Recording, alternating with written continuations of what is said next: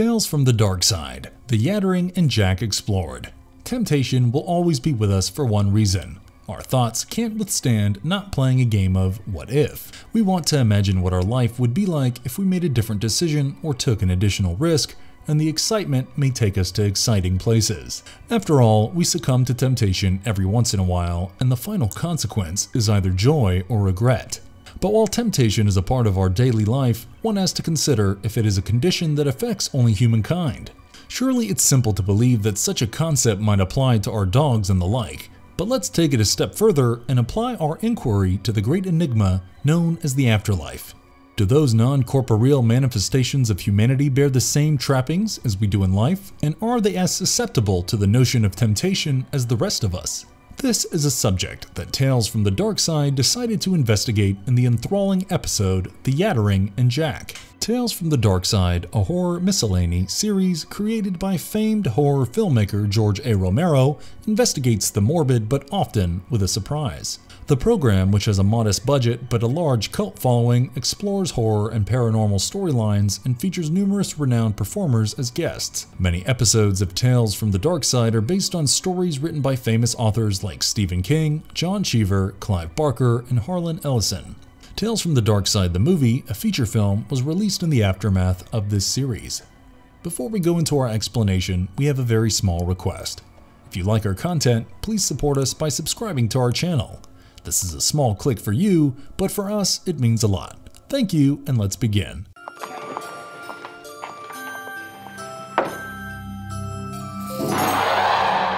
The Yattering and Jack explored. The episode starts with eerie theme music and an introduction to the show.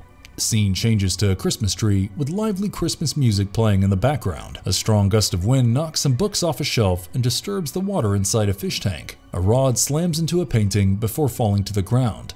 Jack Polo, played by Tony Carbone, cheerfully singing Deck the Halls, opens the door, entering the house. He keeps the bag he's carrying before looking into a mirror that promptly cracks. He remarks on the house's foundation and walks inside. Suddenly, we see the Yattering, played by Phil Fondacaro, flash in the broken mirror. The episode originally aired on Phil Fondacaro's birthday. Jack sees the mess created by the gust of wind and wonders if the raccoons caused it. Just then, another frame behind him comes crashing to the ground, and he says, "Que sera sera."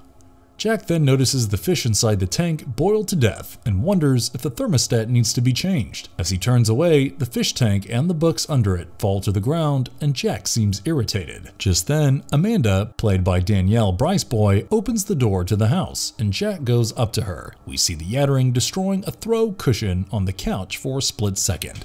Jack tells Amanda that she is supposed to be spending Christmas with her mother, that he's surprised to see her, and that he's been having a difficult time. Amanda tells her father that she doesn't want him to spend Christmas alone.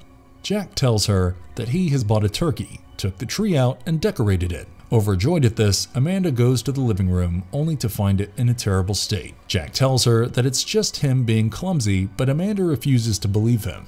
Jack disagrees, and the pair leave the room. As soon as they go, the Yattering appears and tries to follow them but cannot open the door. Scowling, he scratches the door. Amanda, hearing the scratching sound, comes back to the living room and shows her dad the damage on the door. Jack lies and tells her those are old marks and hands her a gift. Actress Danielle Briceboy, who played Amanda, also played Janny Bennett in The Premonition. Amanda opens the gift and gasps as she sees the pearl necklace inside the box. Jack tells her the pearls are not genuine, but Amanda, overjoyed, hugs her father. The duo hears carolers at the door and goes to sing with them. The Yattering appears, distressed by the sound of the carols, and pleads to Lord Beelzebub to make it stop, as Lord Beelzebub makes an entrance and tells the Yattering to shut up because all hell is murky with the echo of his Yattering. I just came up here to shut you up. All hell is murky with the echo of your Yattering. The Yattering tells Lord Beelzebub that he cannot snatch Jack's soul and believes him to be some kind of saint. Beelzebub informs the Yattering that Jack is not a saint, but a pickle salesman and will eventually break like everyone else in the presence of evil. The Yattering disagrees and tells Beelzebub that he has tried everything. Jack's response to his creative attacks is "Que sera sera," which means what will be in Italian, and is a charm against disappointment. The demon then requests permission to touch Jack, and Beelzebub shows the Yattering a treaty of the job and informs him the penalty for touching is slavery. Shall not touch And the penalty? Name it. To become a slave. He also tells the demon that he will suffer for all of eternity if he fails before disappearing. Jack and Amanda go back to the house, and Amanda smells a pungent smell inside the house. Jack reckons that it's probably the drains. Suddenly the grocery bag in Jack's hand begins moving, and the featherless turkey starts gobbling and flies atop the Christmas tree. Jack attempts to calm Amanda down and pours them a drink. He remarks that the only possible explanation for all the strange stuff happening is a poltergeist, but he doesn't believe in things like that. Amanda insists there's something evil, but her father tells her they're going to have to live with it and says que sera sera. Amanda begins to protest, but Jack shuts her down and tells her he is trying to take life as it comes and trying not to let all the eerie events go to his head. Suddenly the Yattering snarls and the turkey begins gobbling again. The Christmas tree moves rapidly and gifts under the tree start flying at Jack. Jack shouts and swats the gifts away as Amanda watches. The two then decide to go out for a walk, and Beelzebub appears again and informs the Yattering that he is about to fail, as Jack is planning on going back to his wife. The demon attempts to lock the two inside. Panicked, they decide to try the back door, but Jack quickly opens the front door and tricks the Yattering. Desperate, the demon holds on to Jack's hand to stop him, but becomes invisible to Jack and Amanda because he breaks the rules.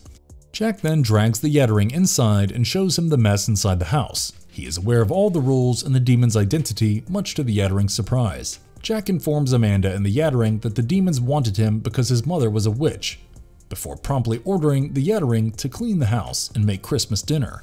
Amanda is afraid Jack won't go to heaven if he is a demon slave, but Jack isn't worried and remarks, que sera sera. Who is the Yattering and how does Jack know his identity? The Yattering is a minor demon who is commanded to haunt Jack. The Yattering is after Jack because his ancestor had broken a contract with the devil many years ago. Because the Yattering is a demon, he does not dress. The Yattering is nearly driven nuts attempting to corrupt Jack Polo because he ignores the Yattering and its creative attacks. Polo is like this because he will suffer everlasting damnation regardless of what happens to him if he shows any negative feelings. Meanwhile, if the lesser demon tormenting him actually assaults him without provocation, rather than just torturing him indirectly, it has breached the laws that govern it and must serve him for the rest of his life as punishment. This is precisely Jack's intention throughout the exercise, albeit the Yattering realizes it way too late to escape it.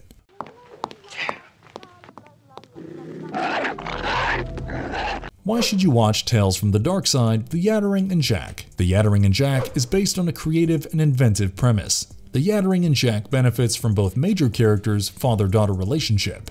Amanda, in particular, shows a poignant worry for her father, whose casual attitude towards poltergeist activity originates from a loving, paternal wish to shield his daughter from a terrible family secret. Working with a clever script by Clive Barker, director David Odell offers an excellent evocation of the Yuletide spirit, relates the enjoyable story at a snappy pace, maintains a likable, light-hearted tone throughout, and further jazzes things up with an amusing sense of amiable, off-the-wall humor. As Jack's beautiful daughter Amanda, Danielle Briseboy, provides solid support, while Thomas Newman assaults his juicy part as Beelzebub with wonderfully grown passion. Best of all, there's a heartfelt primary message about the lasting power of maintaining a positive view of life. This episode is one of the most cleverly written and played out of the entire series and becomes a must-watch for anyone who enjoys a sprinkle of the Christmas spirit mixed with some classic horror comedy. And if you liked our content, don't forget to leave a like and subscribe to us if you haven't already. Have a good one and be safe. Thanks everyone. Now my slave, isn't that right? Huh? Yes.